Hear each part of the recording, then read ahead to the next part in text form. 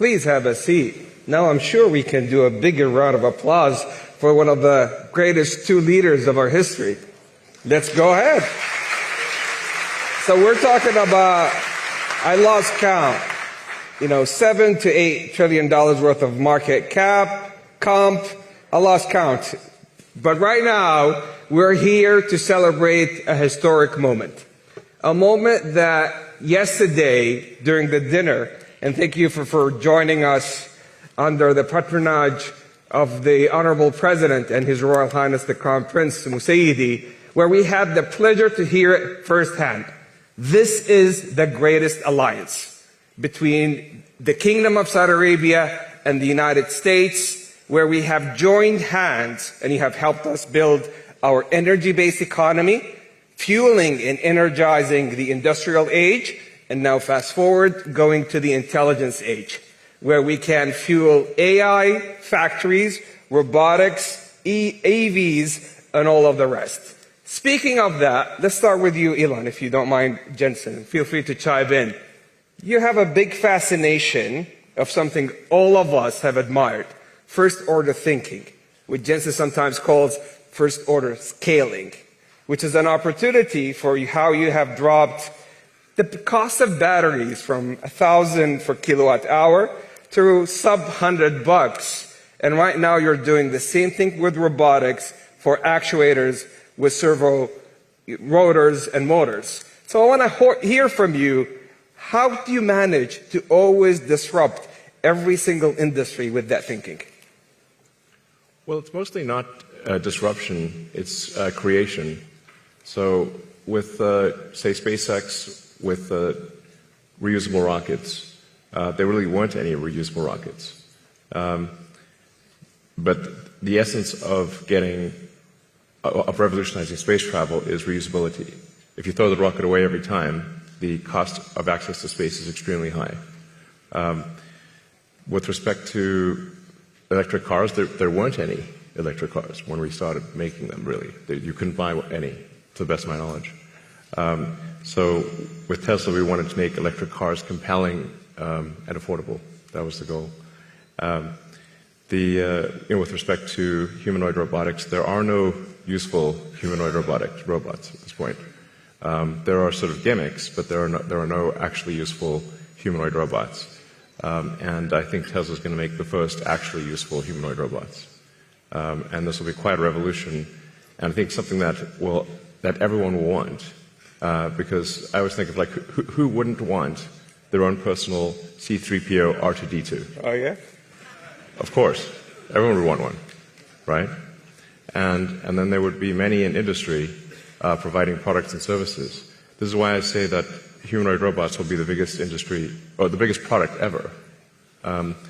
Bigger than cell phones or anything else, because everyone's going to want one, and or maybe more than one, and there'll be many in industry. I just want R2-D2 in C-3PO's body. Yeah. There you go.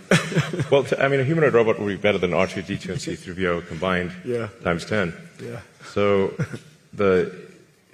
people often talk about sort of eliminating poverty and that kind of thing, but really how long have they been talking about that? There's lots of talk. There's lots of NGOs sort of trying to do these things, but really not succeeding. And the evidence speaks for itself. But AI and humanoid robots will actually eliminate poverty. And Tesla won't be the only one that makes them. I think Tesla will pioneer this, but there will be many other companies that make humanoid robots.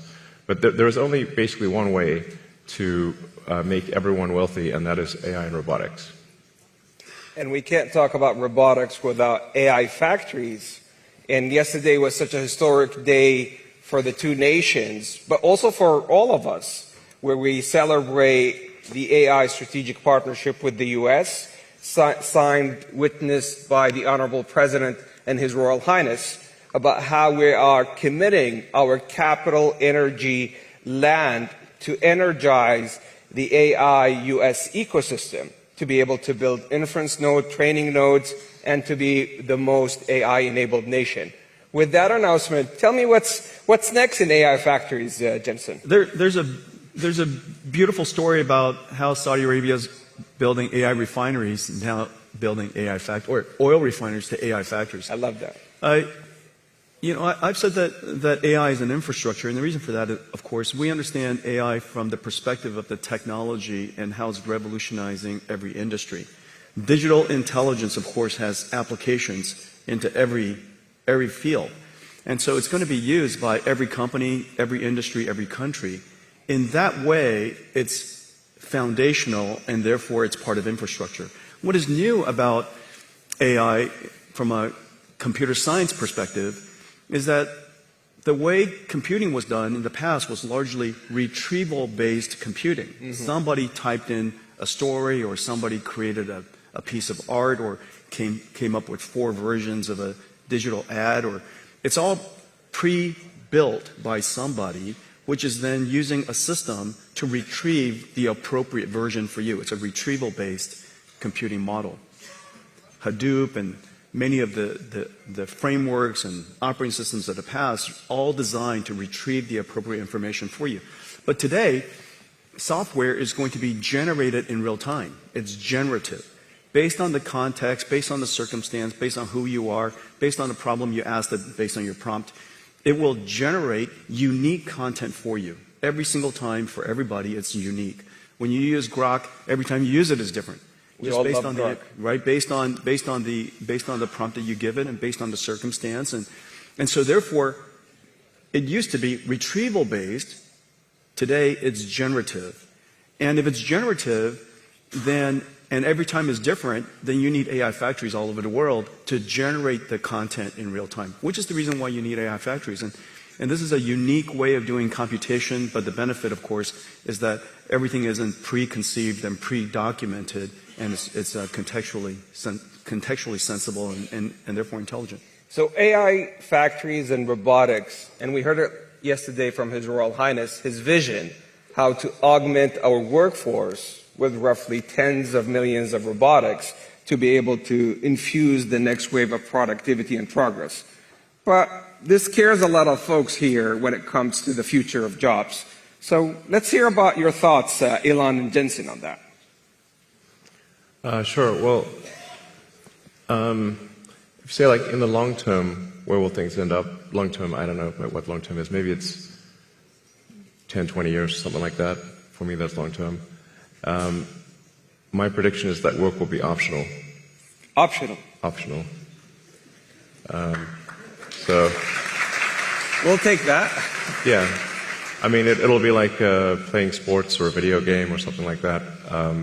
If you want to work, in the same way, like you can go to the store and just buy some vegetables, or you could grow vegetables in your backyard. It's much harder to grow vegetables in your backyard, but some people still do it because they like growing vegetables. That will be what work is like, optional. Now, between now and then, there's actually a lot of work to get to that point. Mm-hmm. I always recommend people read Ian Banks' culture books to get a sense for what a probable positive AI future is like. And interestingly, in those books, money doesn't exist.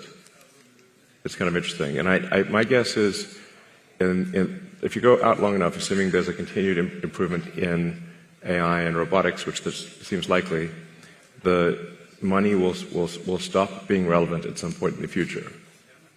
Now, there will still be constraints on power, like electricity and mass. The fundamental physics elements will still be constraints, but I think at some point currency becomes irrelevant. Jensen, any thoughts? By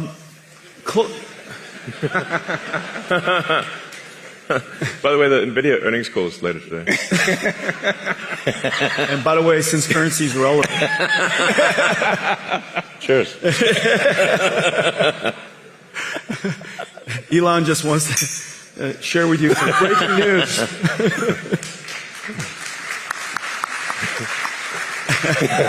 The two of us would like to share some breaking news. Let's see. I would say there's different horizons you could look at. everybody's jobs will be different. I think that's for sure. How the students learn will be different.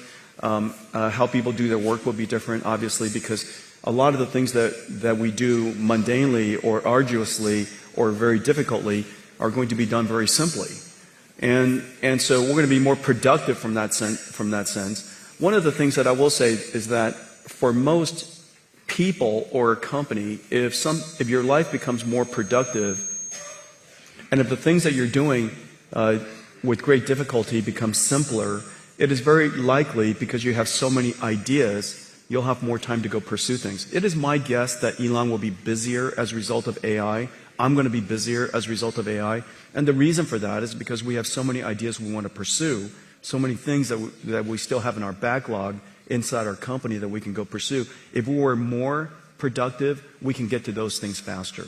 And so in the near term, I would say that there's every evidence that we will be more productive and yet still be busier because we have so many ideas. One thing that I will say, give you some evidence, is that, and I was just telling Elon about this earlier, radiology, for example, has largely been converted to AI-driven radiology, and there's some really great companies doing that.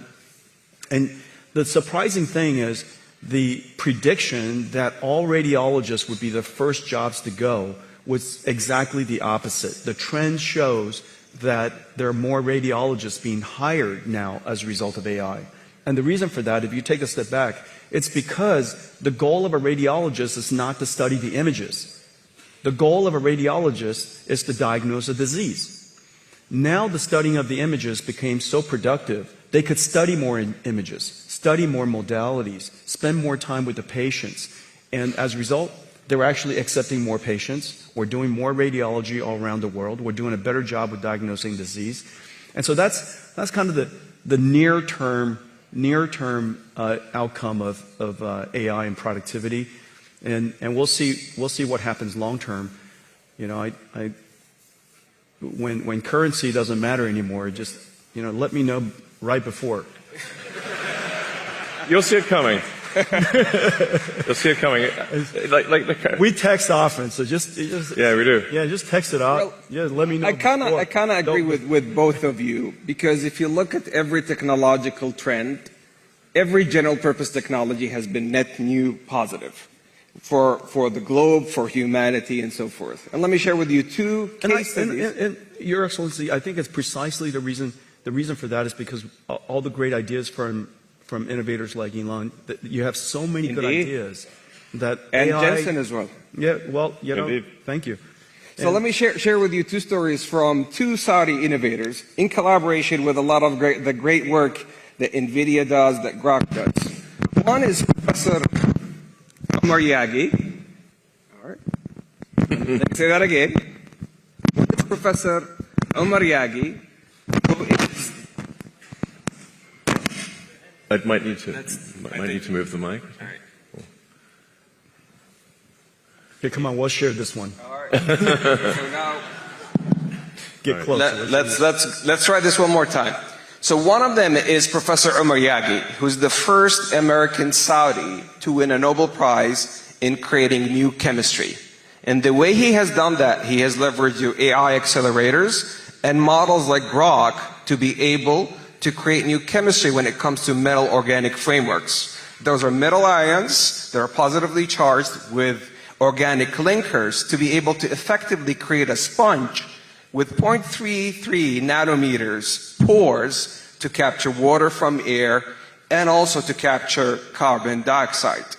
The second story has also to do with AI accelerated by Nvidia and with models like Grok, which is nanopalm, which is effectively creating a nanorobot 500 nanometers by 1,000 nanometers to be able to do gene editing, leveraging the CRISPR technology to take out sickle cell disease. Now, in both these instances, they originated 20 years ago in research, but AI was able to really accelerate the outcomes and the outputs such that we can move into new value pools. So I think with every technological trend, humanity is going to always manage to shift to new value pools when it comes to workforce and productivity. But we have some great announcements to talk about here today. Let's begin with you, Elon, the things that we're doing with XAI. Yeah, we're excited to announce that we're doing a 500 megawatt. 500 megawatt. 500 megawatt, yeah.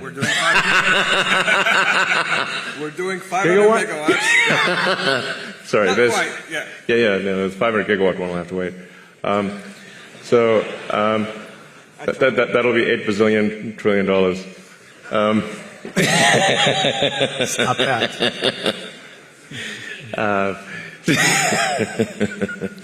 So yeah, we're doing XAI, and the Kingdom of Saudi Arabia are doing a Humane, 500 megawatts, starting with 50 megawatts phase 1, and we're doing it with Nvidia. Yeah. Congratulations to the Humane team, to Targ and team, such a fantastic job. Jensen, I think we're also doing some great announcements this week.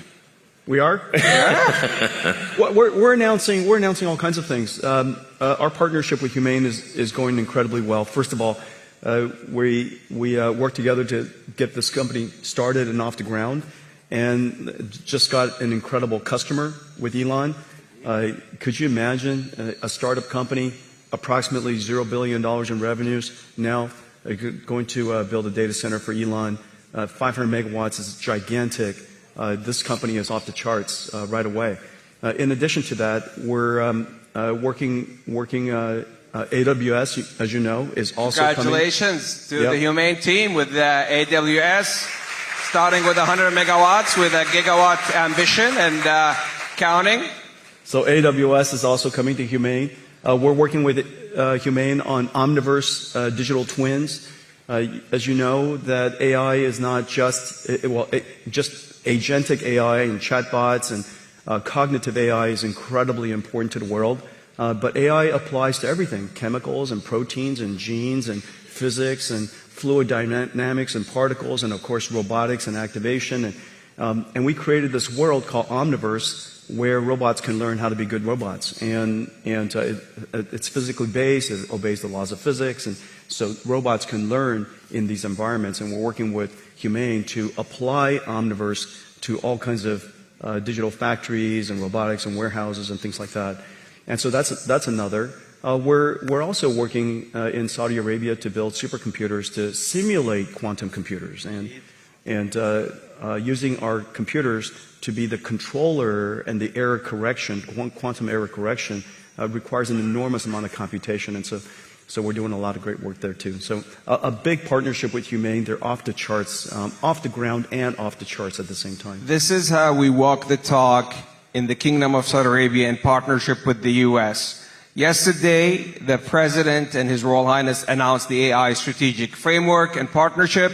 Today, we're going big with Elon and Jensen. So thank you for those opportunities.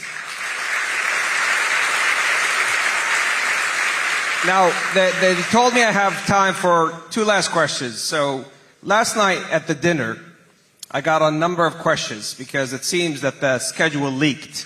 And everybody was giving me hints about the last 2 questions I'm going to do. So the first one was for you, Elon. And there's a big one for you, Jensen. So prepare for that one. AI in space. Is that possible? Yes. If civilization continues, which it probably will, then AI in space is inevitable. I always have to preface that, We shouldn't take civilization for granted. We need to make sure to take care to ensure that civilization has an upward arc. Any student of history knows that civilization does not always have an upward arc, and in fact civilizations have life cycles. So hopefully we are in a strong upward arc. I think we are for now, but we don't want to take that for granted or be complacent. But the way to think of AI in space is that in order to achieve any meaningful percentage of a Kardashev 2 scale civilization, where you're using even a millionth of the sun's energy, you must have solar-powered AI satellites in deep space. So that once you realize, once you think in terms of a Kardashev 2 scale civilization, which is what percentage of the sun's energy are you turning into useful work, then it becomes obvious that space is overwhelmingly what matters. Overwhelmingly. The sun only receives roughly 1/2 billionth of, the Earth only receives roughly 1/2 billionth of the sun's energy. So if you want to have something that is, say, 1 million times more energy than Earth could possibly produce, you must go into space. So this is where it's kind of handy to have a space company, I guess. Sell the book. Easier to cool chips in space, too. Yes. Easier to cool chips in space. Yeah. Yes, there's definitely no water in space, so you're going to have to do something that doesn't involve water. Just hang out. Well, you just got to radiate. That's right. So my estimate is that actually that the cost of electricity, like the cost effectiveness of AI in space will be overwhelmingly better than AI on the ground. So long before you exhaust potential energy sources on Earth, long before, meaning like I think even perhaps in the 4 or 5 year time frame, the lowest cost way to do AI compute will be with solar powered AI satellites. So I'd say not more than 5 years from now. Wow. And just look at the supercomputers we're building together. Let's say each one of the racks is 2 tons. Out of that 2 tons, 1.95 of it is probably for cooling. Right. Oh, yeah. Just imagine how tiny that little supercomputer is, right? Each one of these GB300 racks will just be a little tiny thing. And just electricity generation is already becoming a challenge. So if you start doing any kind of scaling for both electricity generation and cooling, you realize, okay, space is incredibly compelling. So, like, let's say you wanted to do, I don't know, 200 or 300 gigawatts per year of AI compute. Yeah. It's very difficult to do that on Earth. The U.S. average electricity usage, last time I checked, was around 460 gigawatts per year average usage. So something like, say, at 300, if you're doing 300 gigawatts a year, that would be like 2/3 of U.S. electricity production per year. Yeah. There's no way you're building power plants at that level. And then if you take it up to, say, 1 terawatt per year, impossible. Yeah. Like, you have to do that in space. There just is no way to do 1 terawatt per year on Earth. And in space, you've got continuous solar. You've got you actually don't need batteries because it's always sunny in space. That's right, exactly. And the solar panels actually become cheaper because you don't need glass or framing, and the cooling is just radiative. So that's why I think that's the dream. Yes, that's the dream. So Jensen, everybody last night was asking me, and I'm mindful it's earnings call for you today. So I'm going to say this delicately. Everybody has been asking me to ask you, are we going to have an AI bubble? That's the last question. All right, all right, let me just tell you what we see. Okay, so I think it's really important when you look at what's happening around the world and go back to first principles of what's happening in computer science and computing. There are 3 things that's happening. The first thing is that we all know that Moore's law has run its course, and the amount of demand for computing versus the amount of computation we can get out of general purpose computing is really challenging. And so the world's been moving to accelerated computing for some time. We've been pushing this now for over 20 years. Let me give you one statistic. I was just at supercomputing. 6 years ago, CPUs were 90% of the world's supercomputers, top 500 supercomputers. 6 years ago. This year, less than 15%. Went from 90% to 10%, and meanwhile, accelerated computing went from the other way, 10% to now 90%. Okay, so you're seeing that inflection point, the transition in high-performance computing from general-purpose computing to accelerated computing. Well, one of the most intensive computation things that the world does in cloud is data processing. Several $100 billion of computation is done on just raw data processing. It has nothing to do with AI. Just SQL processing, data frames, everybody's names, address, their sex, their age, where they live, how much money they make. All of that sits into a data frame, and that data frame drives the world today, whether it's in banking or whether it's in credit cards or, of course, e-commerce and everything from ad recommendation. And everything is driven off of that data frame. That data frame costs hundreds of billions of dollars to go compute. And so that's the number one thing, end of Moore's law. The second thing is generative AI.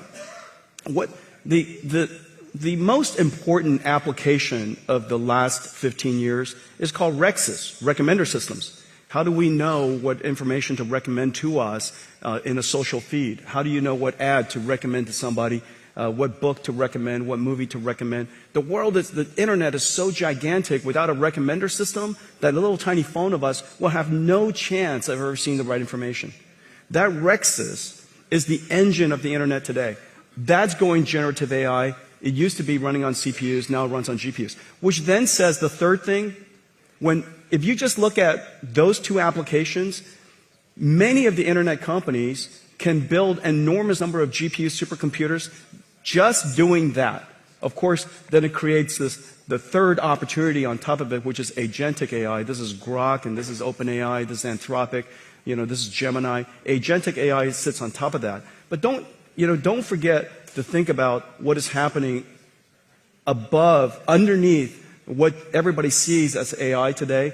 There's a whole movement of computing from general purpose computing to accelerated computing. And that, if you take that into consideration, you'll come to the conclusion that in fact, what is left over to fuel that revolutionary agentic AI is not only substantially less than you thought, and all of it justified.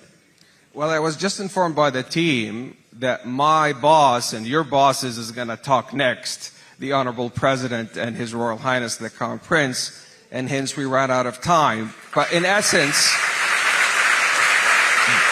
this is so much love for you, Elon and Jensen.